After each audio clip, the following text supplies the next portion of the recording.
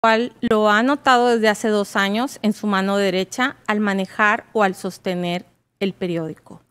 El temblor ha aumentado progresivamente, permaneciendo unilateral, sin notar aún temblor en su otra extremidad. El paciente fue valorado por dolor en hombro derecho de 2 años de evolución, sin evidenciar una lesión en el hombro.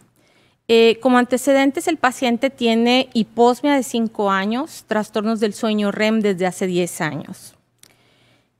La pregunta es, ¿cuál de los siguientes datos usted esperaría encontrar lo siguiente?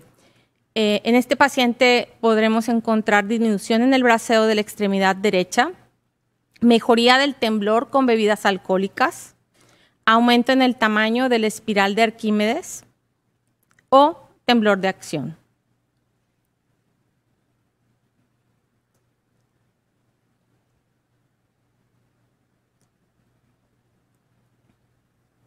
Es un paciente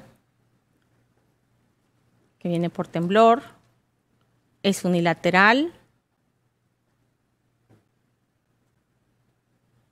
ha aumentado progresivamente, trae síntomas no motores.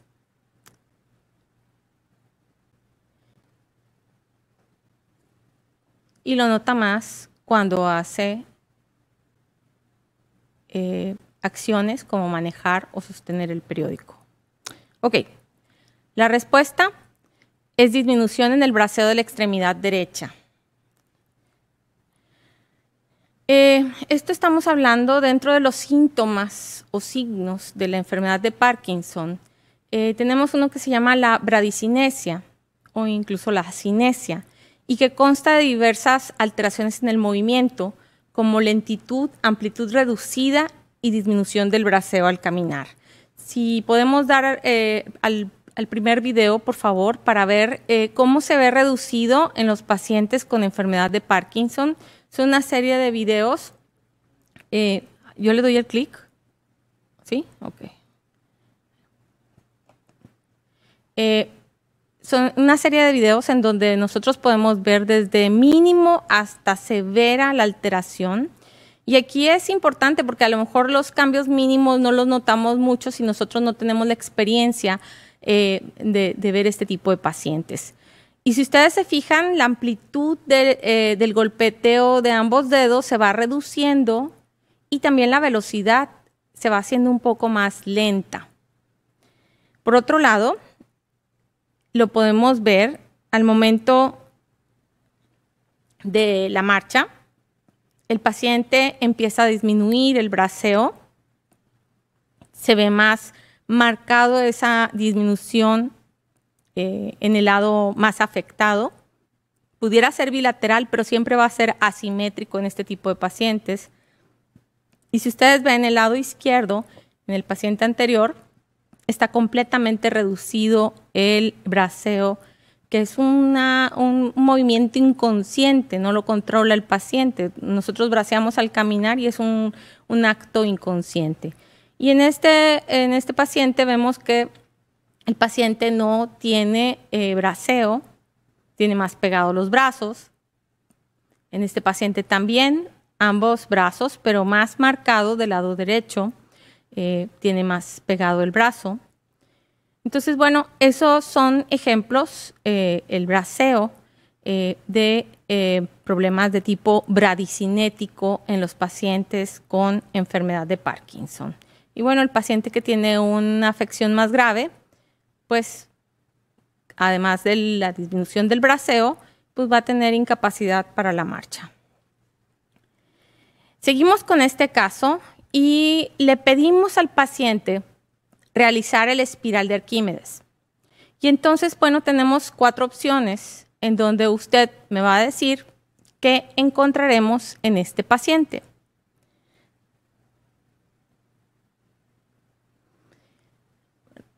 Nuevamente, paciente masculino, 68 años, temblor,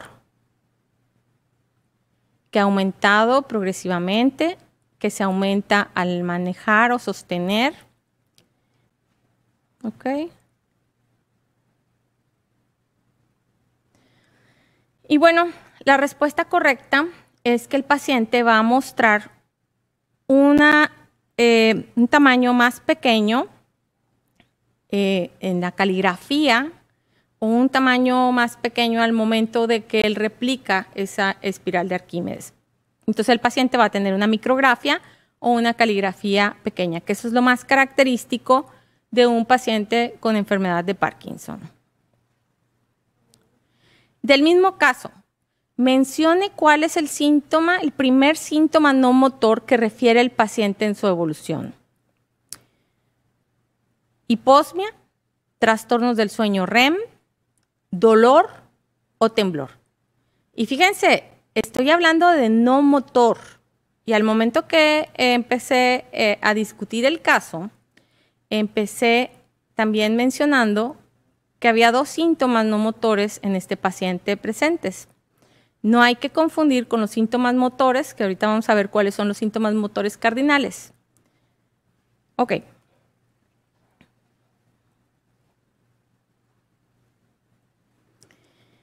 El primer síntoma no motor que refiere el paciente en su evolución es el trastorno del sueño REM.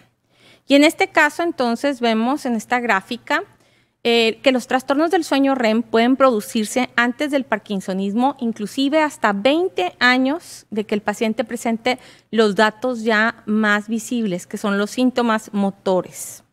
Entonces, este paciente, en el caso del paciente, presentó 10 años antes, o al menos lo refería o se dio cuenta de iniciar con el temblor, que forma parte de un síntoma motor. Pasamos al caso número 2. Paciente masculino de 72 años, hipertenso, hiperlipidemia, y que es visto en la consulta de neurología por enlentecimiento, temblor y rigidez del hemicuerpo del lado izquierdo. Al momento de revisarlo, trastorno, a ver si tenía un trastorno de tipo cognitivo, se le realiza el MoCA, el cual es normal, es perfectamente normal, 29 puntos, o sea, varía de 26 a 30 para considerarlo normal, él tiene 29, y tiene bradicinesia moderada y tiene un pull test normal. El parkinsonismo es un síndrome clínico que consta de 4 signos cardinales. Señale cuál de ellos está ausente en esta etapa clínica de este paciente. El temblor, la rigidez, la asinesia o alteraciones posturales.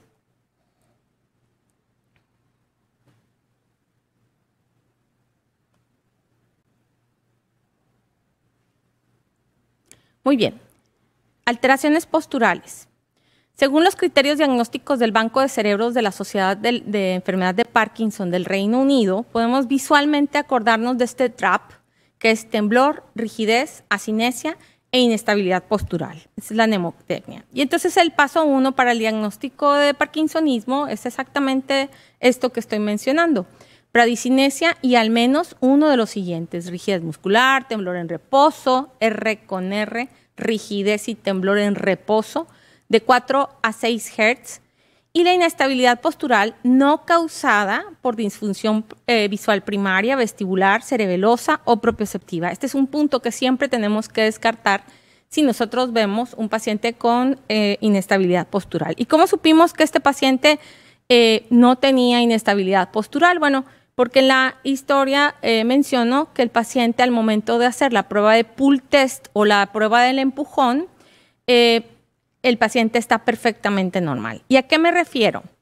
Esta prueba del pull test es la que vamos a ver en el video y se refiere a que el examinador se pone atrás del paciente, lo empuja de forma brusca para hacerlo perder el equilibrio, y si ustedes ven, el paciente, pues inicialmente cuando está alterado, pues da unos pasitos para atrás.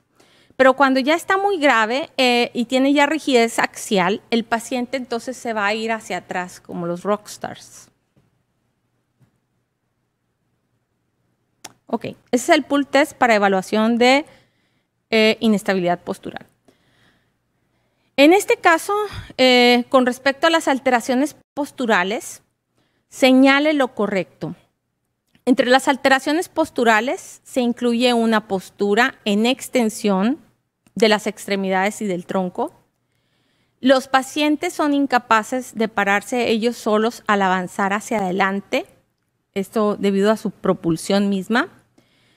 Prueba del empujón negativa, y es poco frecuente que los pacientes con inestabilidad postural tengan desequilibrio y caídas. Aquí vamos a señalar lo correcto. Nos acordamos, masculino de 72 años, hipertenso con hiperlipidemia, enlentecimiento, temblor, rigidez del hemicuerpo izquierdo y pull test normal.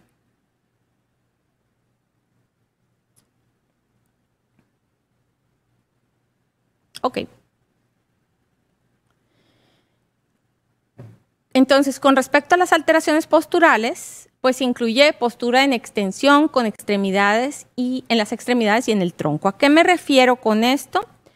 El paciente puede inclusive tener una postura flexionada, encorvada, con una postura de tipo simiesco, y eso le vamos a denominar camptocormia. En este mismo paciente, señale el principal factor de riesgo que presenta el paciente para presentar enfermedad de Parkinson: el sexo masculino, la presencia de hipertensión arterial, la presencia de hiperlipidemia o la edad avanzada.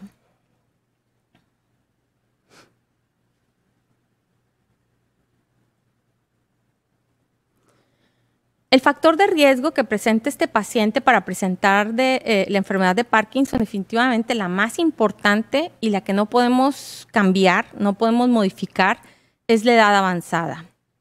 De tal forma, entonces, el factor más importante, además de antecedentes heredofamiliares que pueda tener el paciente, es la edad avanzada.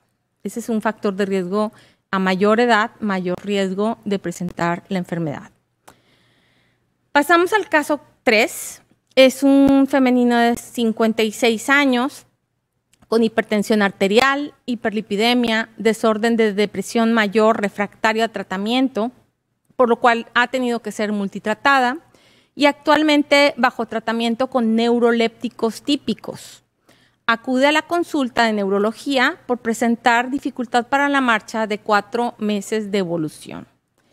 Esta dificultad ha sido progresiva, insidiosa, y refiere además problemas al escribir, caracterizados por ser una letra pequeña y una dificultad muy marcada para salir de su carro. Niega trastornos del sueño, constipación no ha tenido, trastornos en el olfato también son negados, alteraciones urinarias. Ella, al momento de interrogarle síntomas no motores, niega todos los síntomas no motores. Y al momento que se le hace un estudio de TAC, de tomografía de cráneo, este estudio está perfectamente normal. ¿Qué datos en la historia son relevantes para el diagnóstico?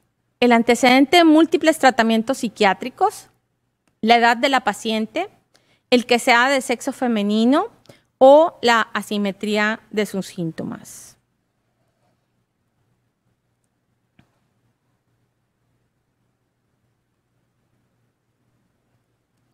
El antecedente de múltiples tratamientos psiquiátricos es definitivamente importante en esta paciente. Y entonces, bueno, seguiría la pregunta de qué conducta tenemos que seguir en este paciente. Y entonces tenemos la primera, que es retirar neurolépticos; la segunda, iniciar levodopa, porque la paciente tiene francamente un cuadro de parkinsonismo; estimulación transcraneal, iniciar agonistas dopaminérgicos.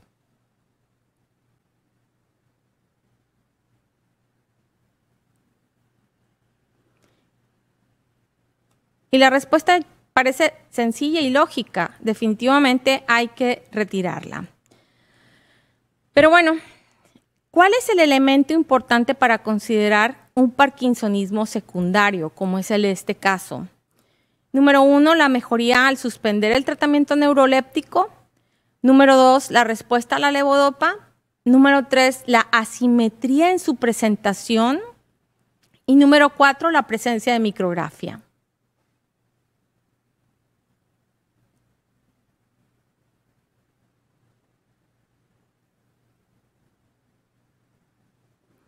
Ok.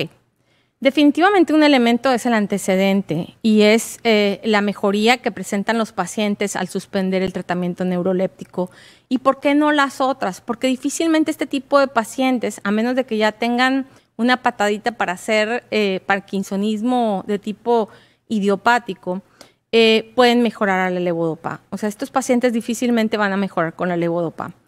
Este tipo de pacientes, cuando son parkinsonismos secundarios, algo bien característico es que son habitualmente manifestaciones de tipo simétricos y que, bueno, siempre hay causa-efecto, siempre están asociados al uso de los neurolépticos.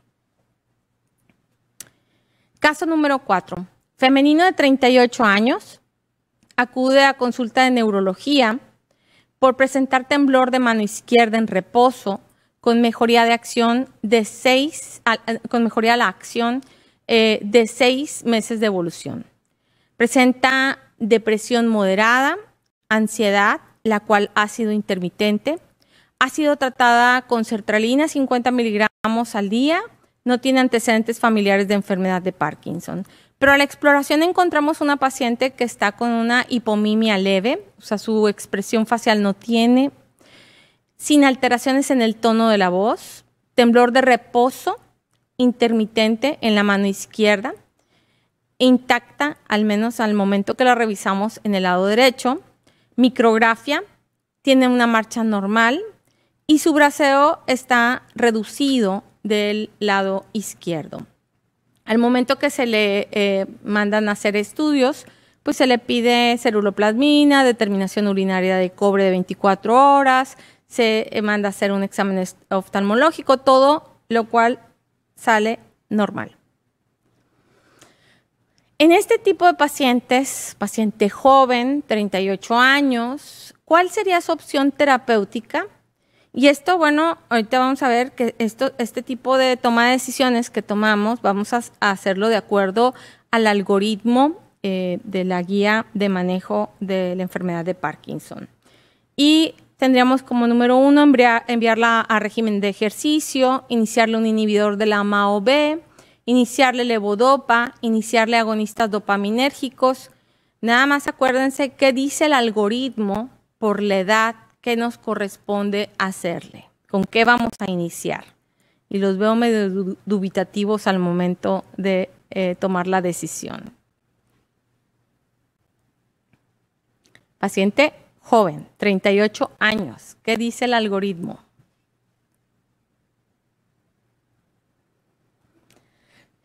Pues sí, iniciarle un inhibidor de la MAO. Y los veía muy dubitativos porque ponían de repente levodopa, agonistas, y luego como que ya se acordaron que tenía 38 años, ya, ok, inhibidor de la MAO-B. Recordando entonces que las clases terapéuticas que tenemos nosotros de medicamentos para tratamiento para Parkinson son precursores de la dopamina, son agonistas de la dopamina, que son los agonistas dopaminérgicos, los inhibidores de la degradación de la dopamina, y dentro de los precursores de la dopamina, pues tenemos la levodopa. Los agonistas de la dopa, que son los agonistas dopaminérgicos, son los ergóticos y los no ergóticos. Bueno, y ahí tienen la lista: apomorfina, bromocriptina, carragolida, lisurida, que muchos de ellos ya están en desuso por efectos adversos. Los no ergóticos, que están el pramipexol, el ropinol y la rotigotina. Y de los inhibidores de la degradación de la dopamina tenemos los inhibidores de la cometiltransferasa y los inhibidores de la MAO, que estos, bueno, hay hasta el momento en México nada más tenemos 2 generaciones, pero ya hay hasta de 3 generaciones. ¿A qué me refiero? A los inhibidores de la cometiltransferasa es el tolcapone o el entacapone. En entacapone hay una presentación de triple medicamento, que es levodopa, carbidopa y entacapone, que bueno, normalmente no lo usamos en pacientes que inician con la enfermedad de Parkinson, sino que ya empiezan a tener ciertas complicaciones propias de la enfermedad. Y los inhibidores de la MAO, bueno, tenemos la selegilina y la rasagilina. Este es el algoritmo que les platico, ¿verdad? En donde, según la guía de manejo, dice, lo dividimos en menores de 70 años y en mayores de 70 años.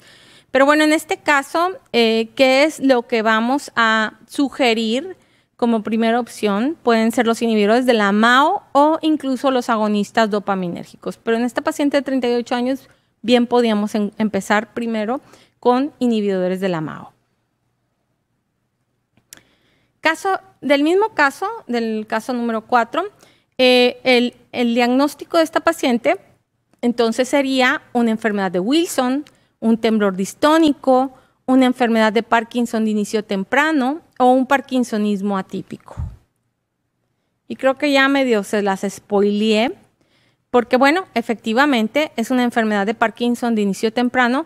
Quizá ahorita es sencillo decir, sí es una enfermedad de Parkinson de inicio temprano, pero curiosamente los pacientes con parkinsonismo primario idiopático, los juveniles y los de inicio temprano, son pacientes que difícilmente se diagnostican a tiempo porque no cree la gente que el 10% de los pacientes con enfermedad de Parkinson son menores de 40 años.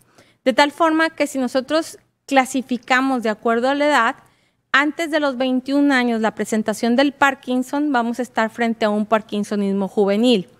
Entre 22 y 39 años vamos a estar frente a una enfermedad de Parkinson de inicio temprano y mayor de 40 años pues es propiamente la enfermedad de Parkinson que frecuentemente nosotros vemos. Ok. En este paciente, la complicación más frecuente que encontraremos es, y aquí nos vamos a enfocar en señalar lo correcto, discinesias, que son movimientos involuntarios, demencia, congelamiento severo o trastornos posturales. Acuérdense, es una paciente de 38 años, temblor en mano izquierda, 6 meses de evolución.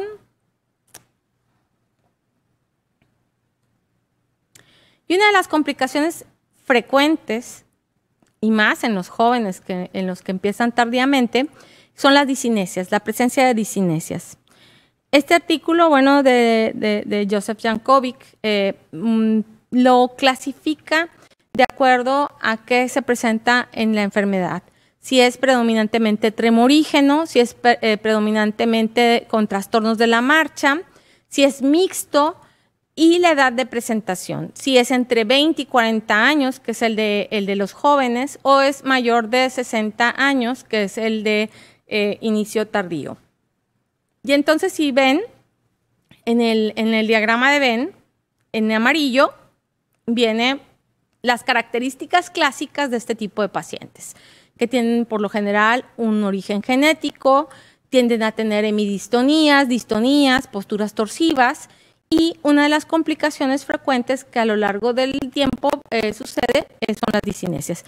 Un ejemplo clásico de este tipo de pacientes es Michael J. Fox. Entonces, bueno, para que recuerden dentro de la clasificación a qué nos estamos refiriendo.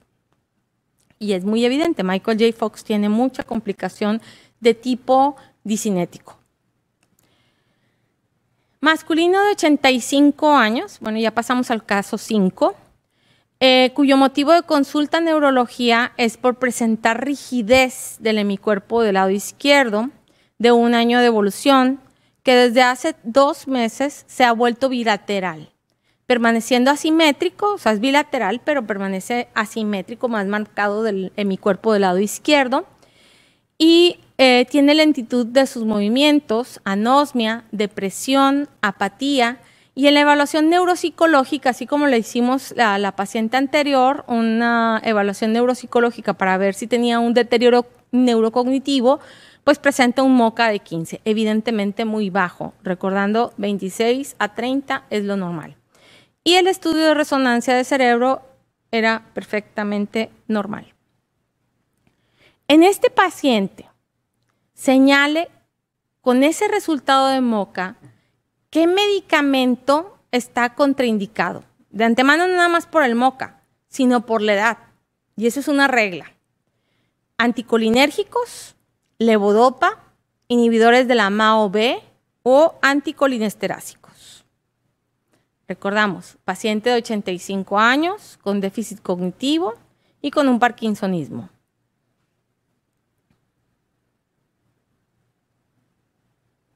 O sea, es el que no se debe de dar.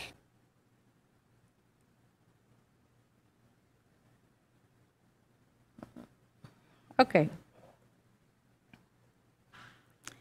El que no se debe dar en un paciente por arriba de 60 años, incluso ya casi ya no los usamos, porque hay medicamentos mucho mejores.